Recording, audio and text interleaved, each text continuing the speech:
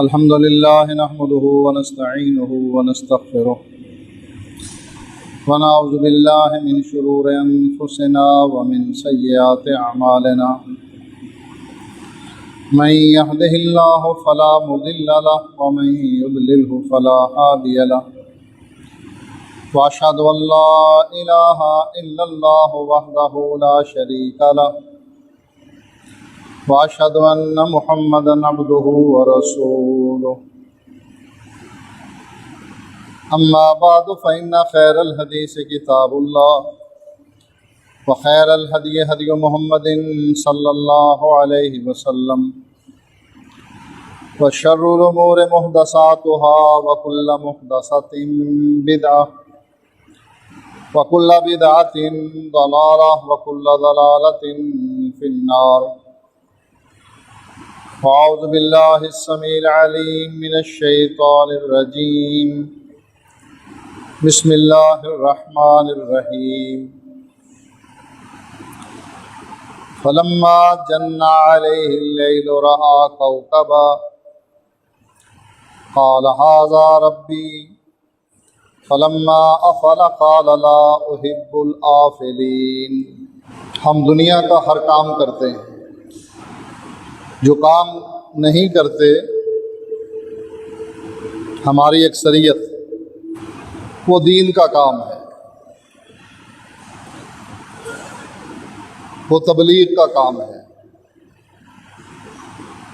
حق کی دعوت، توحید کی دعوت، شرک سے اجتناب، سنت کی دعوت اور بدعت کا انکار. سارے کام کر لیں گے ہم، یہ کام کرتے ہوئے ہماری جان جاتی ہے. کس منہ سے برادری کو کہیں گے کہ کتاب و سنت پر عمل کرو؟ وہ ہمارا کردار ہمارے سامنے رکھ دے گی برادری. تو کتنے فیصد سنت پر عمل کرتا ہے؟ کچھ لوگ اس ڈر سے، بدنامی سے بچنے کے لیے، اور کچھ لوگ اسے غیر ضروری سمجھتے ہوئے اس کام سے اجتناب کرتے ہیں. اور یہ اتنا منافع کا سودا ہے کہ اللہ کے نبی علیہ الصلاۃ والسلام حضرت علی سے کہتے ہیں، علی، ایک طرف دنیا کا کثیر مال ہو اور دوسری طرف صرف ایک آدمی کا اسلام. دنیا کے کثیر مال کو ٹھوکر مار دینا اور اس آدمی کو لے لینا. کیوں؟ کہ یہ اتنا منافع کا سودا ہے، قیامت تک اس کی نسل سے جتنے مسلمان پیدا ہوں گے اور جو وہ اعمال صالحہ کریں گے، ایک ثواب ان کو ملے گا، دوسرا ثواب قیامت تک کے آنے والے لوگوں کا اس آدمی کو ملے گا جس کے ہاتھ پر یہ مسلمان ہوا. ہمیں فکر نہیں، کیونکہ ہمیں آخرت کی فکر نہیں. یہ دنیا آخرت کی کمائی کے لیے ہے، ہمیں اس کی فکر نہیں. دنیا کی فکر ہے جو عارضی ہے، 60 70 80 سالہ ہے، جس نے ایک دن کھانے پر پابندی لگا دینی ہے. تجھے شوگر ہے، میٹھی چیز نہیں کھا سکتا. گوشت پر پابندی لگا دی ہے، کولیسٹرول بڑھ گیا ہے، گوشت نہیں کھا سکتا. کیا کھانا ہے؟ چوکر، چھان بھورا جو ہم ریڑی والوں کو بیچتے ہیں، ڈاکٹر کن کو تجویز کرتے ہیں؟ بڑے بڑے امیر لوگوں کو۔ اگر جان بچانی ہے جو کا آٹا بغیر چھنا ہوا، اور اس سے زیادہ احتیاط کرنی ہے تو چوکر اس کی روٹی پکا کر کھاؤ، دنیا میں ہی دنیا چھوڑ جاتی ہے، منہ موڑ لیتی ہے۔ چائے پینی ہے تو پھیکی، حالانکہ چائے پی اس لیے جاتی ہے کہ وہ میٹھی ہوتی ہے۔ وہ دانت گر جاتے ہیں دنیا میں ہی، چبانے کے جو کام آتے ہیں، داڑیں نکل جاتی ہیں، کیڑے پڑ جاتے ہیں۔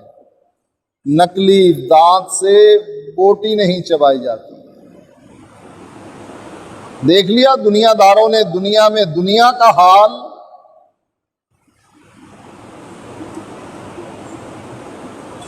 اور اگر اس کی نظر آخرت پر ہوتی، انسان پڑھتے ہوئے اٹکتا ہے، بیماری جوانی میں بھی لگ سکتی ہے، بڑھاپے میں زیادہ ہو جاتی ہے۔ اگر اس کی نظر آخرت پر ہوتی تو اللہ کے نبی فرماتے ہیں جو قرآن پڑھتے ہوئے اٹکتا ہے اللہ اس کو دوہرا ثواب دیتے ہیں۔ دنیا بگڑ گئی، دانت گر گئے، قرآن صحیح پڑھ نہیں سکتا، اٹکتا ہے، زبان لڑکھڑاتی ہے، لکنت ہے، لیکن آخرت پر نظر تھی، اللہ اس کو اس عمل کا اکہرا نہیں دوہرا ثواب دیتا۔ اللہ کے نبی علیہ الصلاۃ والسلام کی نظر آخرت پر تھی۔ حضرت عمر نے نبی کی کمر پر پڑے ہوئے نشانات دیکھ کر عرض کی تھی، اللہ کے نبی یہ قیصر و کسریٰ والے سونے اور چاندی کے برتنوں میں کھائیں، سونے اور چاندی کے پلنگوں پر سوئیں، ریشمی لباس زیب تن کریں، اور ساری دنیا کا سردار اس کی حالت یہ ہو کہ لیٹنے کے لیے نہ بستر مہیا ہو نہ تکیا، کھجور کے پتوں سے بنی ہوئی چٹائی جس کے نیچے ہو، اور کھجور کی چھال جس تکیے میں بھری اس کا سرہانہ ہو۔ اللہ کے نبی علیہ الصلاۃ والسلام نے کیا فرمایا تھا عمر سے؟ لہم دنیا ولنا الآخرہ، عمر ان کے لیے دنیا ہے، ہمارے لیے آخرت ہے۔ کیا عیش ہوگی آخرت میں؟ انسان تمنا کرے گا کوئی پھل کھانے کی، منڈی اور مارکیٹ میں رش والی جگہ میں نہیں جانا پڑے گا کہ کورونا کا خطرہ ہے، کسی عام دکان پر خریداری کے لیے نہیں جانا پڑے گا، باغ میں توڑنے کے لیے نہیں جانا پڑے گا، اپنے بستر سے اٹھنا نہیں پڑے گا۔ ذہن میں خیال آئے گا اللہ اس درخت کے پھل کی ٹہنی اس کے منہ کے قریب کر دے گا، لیٹے لیٹے وہ پھل توڑ توڑ کر کھائے گا۔ اللہ کے نبی نے نگاہ آخرت پر اس لیے رکھی، دنیا میں چاہے انسان کتنا ہی امیر کیوں نہ ہو جائے، بلکہ تجربہ ہے جتنا امیر اتنی ہی مشکلات زیادہ۔ محنت مزدوری کرنے والا گھر سے باہر سڑک پر چارپائی ڈال کر رات بھر سویا رہتا ہے، کوئی خطرہ نہیں، اور اس امیر زادے کو گھر کے اندر بھی گولی کھانے کے بعد نیند آتی ہے۔ کیوں؟ اتنی ٹینشنیں پال رکھی ہیں اس نے دنیا کی کہ سونے نہیں دیتی۔ کل کیا ہوگا، اسٹاک مارکیٹ گرے گی تو میرا کیا بنے گا، اگر بڑھے گی تو مجھے کتنا پیسہ ملے گا۔ اسی حساب و کتاب میں اس کا ذہن اتنا پریشان ہوتا ہے کہ بعض دفعہ پریشانی کی وجہ سے اور بعض دفعہ خوشی کی وجہ سے اسے نیند نہیں آتی۔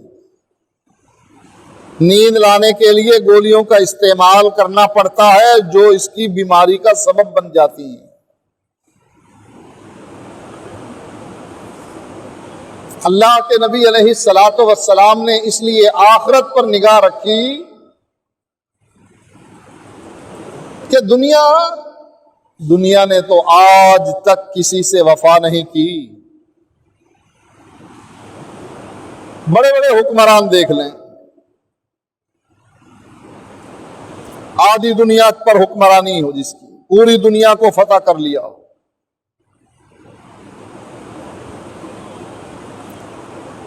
کیا ان کی زندگی سکون اور آرام کی زندگی رہی؟ مسلمان حکمران کی بجائے جو دنیا دار حکمران تھے جن کا مقصد ہی اپنی سلطنت کو وسعت دینا تھا، ان کی زندگی آرام سے گزری یا ہر وقت انہیں دشمنوں کا خوف رہتا تھا؟ پہرے دار کوئی کھڑا ہو پھر تو صحیح، وگرنہ نیند نہیں آتی۔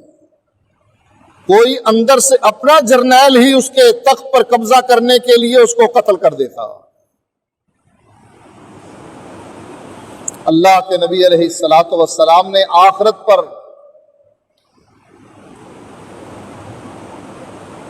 دنیا پر آخرت کو ترجیح کیوں دی؟ فرمایا اللہ نے خیرون و ابقا،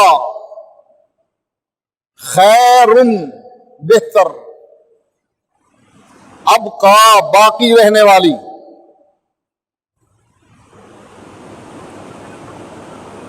آخرت بہتر، باقی رہنے والی، دنیا ابتر اور مٹ جانے والی۔ دنیا کا تصور کریں اور آخرت کا تصور کریں۔ دنیا میں کس کا دل چاہتا ہے کہ اس کے اعضاء کانپیں، ہاتھوں میں کمزوری لاحق ہو، کمر جھک جائے، چہرے پر سفید بال آ جائیں؟ اس کا علاج تو یہ اپنا چہرہ کالا کر کے کر لیتا ہے، لیکن کپ کپاتے ہوئے ہاتھوں کو اس بیماری سے کون بچائے گا؟ کمان کی طرح مڑتی ہوئی کمر، اس کو سیدھا کون کرے گا؟ چاہے کتنا ہی مالدار کیوں نہ ہو، حکیم کیوں نہ ہو، طبیب کیوں نہ ہو، ڈاکٹر کیوں نہ ہو، ایک دن اس کے دانت گرنے ہیں، ہاتھ کانپنے ہیں، پاؤں لڑکھڑانے ہیں، سہارے کی ضرورت پڑنی ہے، کوئی لاٹھی ہاتھ میں دے دے یا کوئی اس کا ہاتھ اپنے کندھے پر برداشت کر لے۔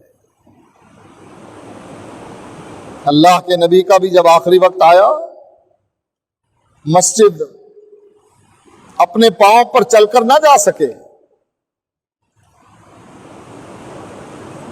ایک طرف حضرت علی اور دوسری طرف غالباً فضل بن ایاز، فضل بن عباس یا حضرت عبداللہ بن عباس، ان کے اپنے ہاتھ ان کے کندھوں پر رکھے، اور صحابی بیان کرتے ہیں نبی کے پاؤں زمین پر اٹھ کر لگ نہیں رہے تھے بلکہ گھسٹ رہے تھے۔ کتنا بڑا کیوں نہ ہو، آخر اس نے ایک دن ایسا بھی دیکھنا ہے۔ خیرن، اور آخرت۔ اللہ کے نبی علیہ الصلاۃ والسلام کے پاس ایک بڑھیا آئی، کہنے لگی اللہ کے نبی دعا کیجئے میں بھی جنت میں چلی جاؤں۔ فرمایا کوئی بڑھیا جنت میں نہیں جائے گی، اللہ کے نبی بھی اپنے صحابہ صحابیات کے ساتھ مزاح کیا کرتے تھے، دل لگی کیا کرتے تھے، ہنسنے پر مجبور کیا کرتے تھے۔ ایک شخص آیا، اللہ کے نبی مجھے ایک اونٹ دے دو۔ آپ نے فرمایا سواری کے لیے اس نے اونٹ مانگا۔ اللہ کے نبی نے اپنے ایک ساتھی سے کہا جاؤ اس کو اونٹ کا بچہ دے دو۔ عرض کرنے لگا اللہ کے نبی سواری کے لیے اونٹ کے بچے کو کیا کروں گا؟ فرمایا جو تجھے اونٹ دے رہا ہوں وہ بھی کسی کا بچہ ہی ہے نا۔ حضرت علی کے ساتھ کھجوریں کھا رہے تھے،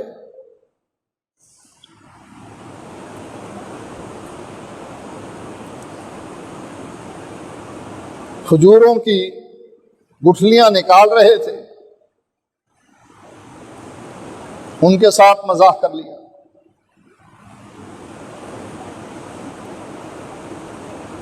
کہ تم نے اتنی کھا لی؟ کہا نہیں اللہ کے نبی میں نے اتنی نہیں کھائی۔ کہا دیکھو میرے سامنے کتنی ہے؟ کہا نہیں آپ گٹھلیوں سمیت کھاتے رہے، میں گٹھلیاں نکال کر کھاتا رہا ہوں۔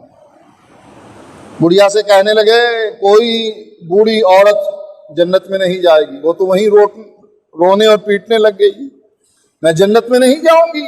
فرمایا کوئی بڑھیا جنت میں نہیں جائے گی۔ جب رونا دھونا ختم ہوا تو آپ نے فرمایا اللہ جنت میں تجھے بھیجنے سے پہلے جوان کر دے گا۔ فرمایا جنت میں جانے والوں کی عمر کتنی ہوگی؟ سب کی، چاہے مرنے والے بوڑھے مریں یا جوان، بچے مریں یا ادھیڑ عمر میں۔ فرمایا جس وقت بھرپور جوانی ہوتی ہے اور چہرے پر ہلکے ہلکے بال آتے ہیں، جسم میں قوت اور طاقت ہوتی ہے، اللہ تعالیٰ سارے جنتیوں کی عمر اتنی ہی کر دے گا۔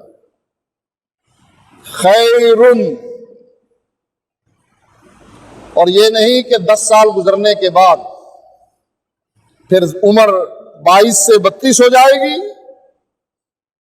نہیں، 10 سال گزرنے کے بعد 20 سال گزرنے کے بعد بھی اس کی عمر وہی 22 سال رہے، جوانی کی عمر رہے۔ خیر و ابقا، دولت دھوپ چھاؤں ہے یا نہیں؟ آج تمہارے پاس کل پڑوسی کے پاس، آج ارب پرتی ہے کل کو فقیر ہو گیا، لوگ حیران ہیں کچھ بھی نہیں بچا۔ کہا کچھ بھی نہیں بچا، سب کچھ لٹ گیا۔ زلزلے آئے، ارب پتیوں کی بلڈنگیں گری، صفر پر آ گئے۔ سیلاب آیا، سب کچھ بہہ گیا، صفر پر آ گئے۔ ابقا، جنت کی زندگی ایسی زندگی نہیں، ایک دفعہ جنت میں یہ پہنچ جائے صحیح، بس چاہے اس کو اعلیٰ جنت ملے یا ادنا، اس کو جنت سے نکلنے کا کوئی ڈر نہیں ہوگا کہ مجھے کل کو یہاں سے نکلنا پڑے گا۔ خالدین فیہا، اب اس کو موت بھی نہیں آئے گی کہ مر کر شاید پھر قبر میں جانا پڑے، نہیں، ہمیشہ ہمیشہ کی زندگی اس کے لیے۔ جو جنت میں گیا اس کی بھی، اور جو جہنم میں گیا لا یموت فیہا ولا یحیا۔ اور ہم اتنے پاگل ہیں،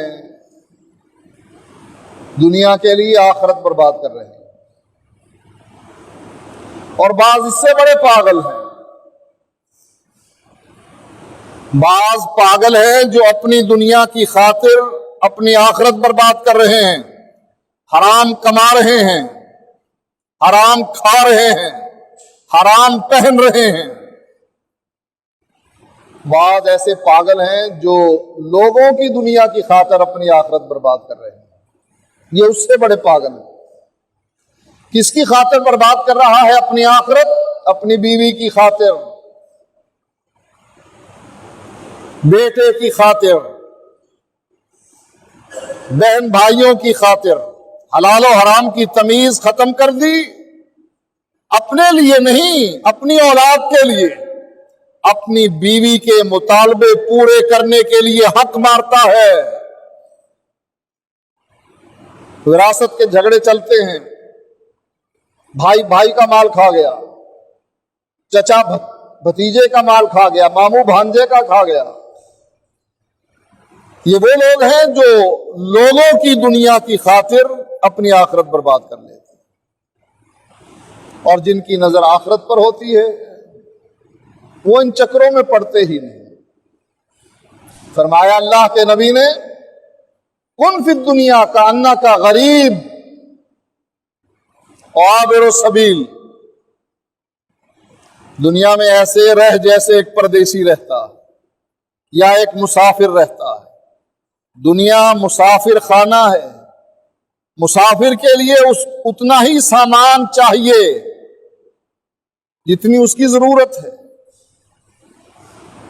مسافر پکے ڈیرے نہیں لگاتا۔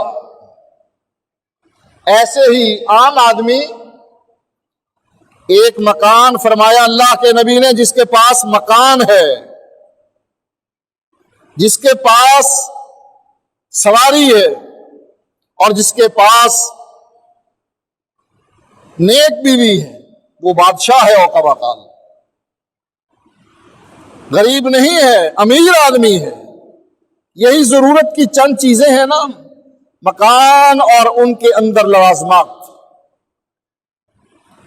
حتیٰ کہ اللہ کے نبی نے فرمایا، ایک تو ضرورت کے بستر ہوتے ہیں نا، اپنی بیوی کا، بچوں کا، ایک لوگوں کو دکھانے کے لیے میری پیٹی بھری ہوئی ہے بستروں سے۔ فرمایا اللہ کے نبی نے، جو ضرورت سے زیادہ بستر ہے وہ شیطان کا بستر۔ کن فی الدنیا کا انا کا غریب عابر السبیل، پردیسی ہمیشہ ڈیرے لگا کر، بڑی بڑی بلڈنگیں بنا کر، کاروبار چمکا کر، فیکٹریاں بنا کر نہیں رہتا ہے۔ مسافر اتنے انتظام کرتا ہے جتنی اس کو ضرورت پڑتی ہے۔ اللہ کے نبی نے یہی سمجھایا، یہاں تک کہ حضرت عائشہ بیان کرتی ہیں، جس دن اللہ کے نبی فوت ہوئے، ہمارے چراغ میں جو روشنی کے لیے جلایا جاتا تھا اس میں تیل نہیں تھا، پڑوسیوں سے لے کر تیل ڈالا تھا۔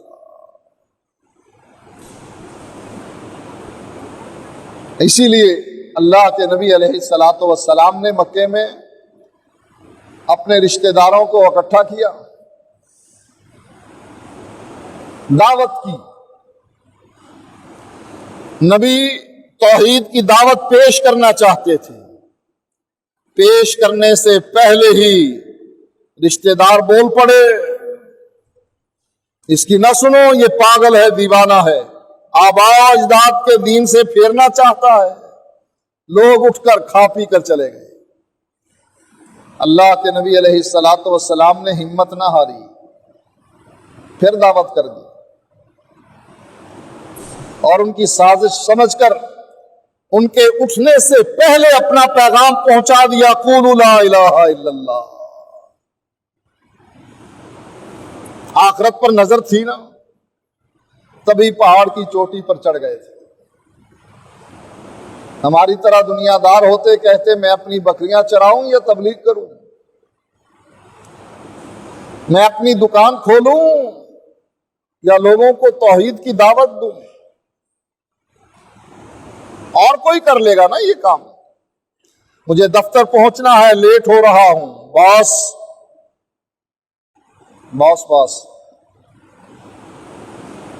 اے سی آر خراب کر دے گا میری، ادھر خراب ہوتی رہے، کوئی پرواہ نہیں۔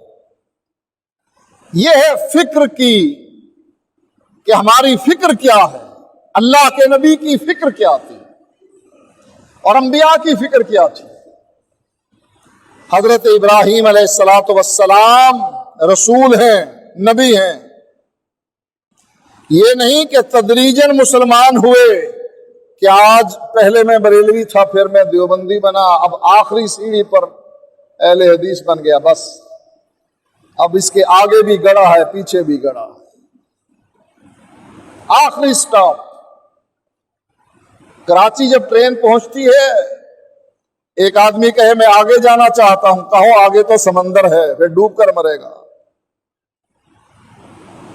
ابراہیم علیہ السلام تدریجاً مسلمان نہیں ہوئے کہ پہلے دن توحید سمجھی، پھر دوسرے دن، پھر تیسرے دن، پھر چوتھے دن، نہیں۔ اللہ نے اپنے نبی کو مسلمان بنایا، جب نبوت دی، رسالت دی، توحید دے دی۔ لیکن ابراہیم علیہ السلام اپنی قوم کو سمجھانے کے لیے وہ باتیں کرتے ہیں جو اس وقت کے مشرک کیا کرتے تھے۔ قرآن نے ان باتوں کو نقل کیا، کہا فلما جن علیہ اللیل رأى کوکبا، جب رات چھا گئی چمکتے ہوئے ایک ستارے کو دیکھا جو سب سے زیادہ چمکدار تھا۔ قال ھذا ربی، کہنے لگے یہ ہے میرا رب۔ کیوں کہا؟ قوم ستارہ پرست تھی، ستاروں کی عبادت کیا کرتی تھی، ستاروں سے قسمت کے حال جانتی تھی۔ اب ابراہیم علیہ السلام نے ان ستارہ پرستوں کی اس پرستش کو ختم کرنا تھا، لہذا کہہ دیا ھذا ربی۔ لیکن اس کا معنی کیا تھا؟ ھذا ربی، کیا یہ ہے میرا رب؟ ان کی زبان بولی ھذا ربی، یہ ہے میرا رب، یہ مشرکوں کی زبان بولی۔ لیکن کہنا کیا چاہتے تھے ابراہیم علیہ السلام؟ ھذا ربی، کیا یہ ہے میرا رب؟ کیونکہ انجام ابراہیم علیہ السلام کو اس ستارے کا پتہ تھا۔ فرمایا فلما افل قال لا احب الآفلین، جب ستارہ ڈوب گیا کہا ھذا ربی، تم کہتے ہو ھذا ربی، یہ ہے میرا رب، اور میں کہتا ہوں ھذا ربی، یہ ڈوب گیا، اور جو ڈوب جائے لا احب الآفلین، میں ڈوبنے والوں کو پسند نہیں کرتا۔ جو ڈوب جائے وہ کسی کو کیسے پانی کی سطح پر لے کر آئے گا، کس طرح ابھارے گا اوپر اس کو جو خود ڈوب جائے۔ پھر ابراہیم علیہ السلام نے ایک اور موقع پر اپنی قوم کی توحید کو درست کرنے کی یوں کوشش کی۔ فلما رأى القمر بازغا قال ھذا ربی، چاند کو چمکتے ہوئے دیکھا، کہنے لگے ھذا ربی، یہ ہے میرا داتا، یہ ہے مشکل کشا، یہ ہے حاجت روا۔ کہنے کا مطلب کیا تھا؟ ھذا ربی، ستارہ تو گیا، یہ بڑا ہے ذرا، اس سے زیادہ چمک رہا ہے، اچھا کہ یہ ہے میرا رب۔ فلما افل قال لئن لم يهدني ربي لأكونن من القوم الضالين، جب چاند بے نور ہو گیا، سورج نے اس کی روشنی ختم کر دی، مرید کی بجائے پیر آ گیا، دو دربار تھے، مرید خدمت کر کے پیر کے پاس سے چلا، کہا کچھ دے دیجئے، کہا یہ گدھی کا بچہ ہے، یہ لے جائیے، لے کر چل پڑا، پیر نے دیا ہے۔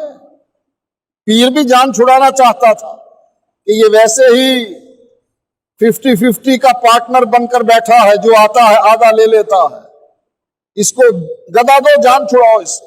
گدھے کا بچہ دیا، وہ اس پر بیٹھا، سفر پر نکلا، راستے میں وہ مر گیا۔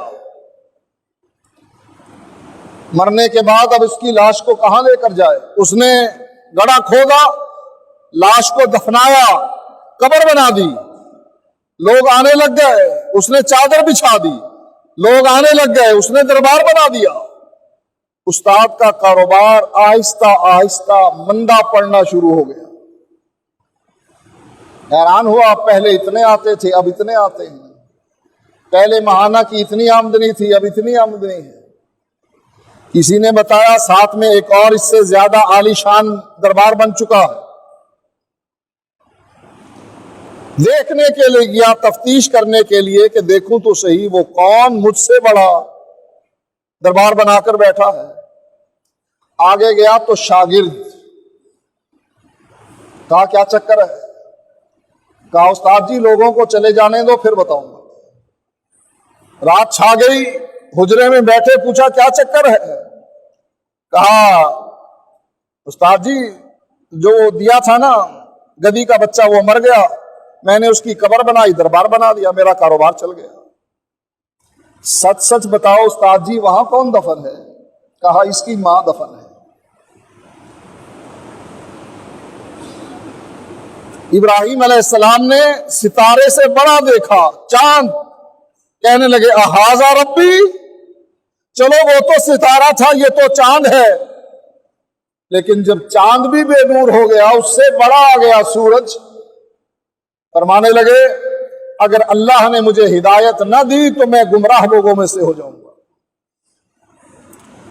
فلما رأى الشمس بازغة قال هذا ربي هذا اکبر۔ جب سورج کو چمکتے ہوئے دیکھا کہنے لگے یہ ہے میرا رب، اور یہ پیران پیر ہے، سب پیروں کا پیر، هذا اکبر، یہ سب سے بڑا داتا، باقی چھوٹے یہ سب سے بڑا۔ فلما افلت قال یا قوم انی بریء مما تشرکون۔ پہلے ستارے کی تردید کر دی، پھر چاند کی تردید کر دی، اب سورج کی تردید کر کے فرمانے لگے اے میری قوم جن کو تم اللہ کا شریک بناتے ہو میں اس سے بری ہوں، جو کبھی ہو اور کبھی نہ ہو میں ان کو نہیں مانتا، جو کبھی سوئے کبھی جاگے میں ان کو نہیں مانتا، جو کبھی زندہ اور کبھی مردہ ہو میں ان کو نہیں مانتا۔ میں کس کو مانتا ہوں؟ انی وجہت وجہی للذی فطر السماوات والارض،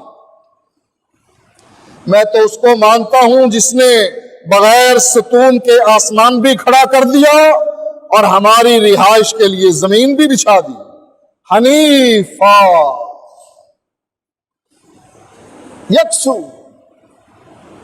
کوئی کسی پیر کی طرف آنکھ اٹھا کر دیکھنی نہیں،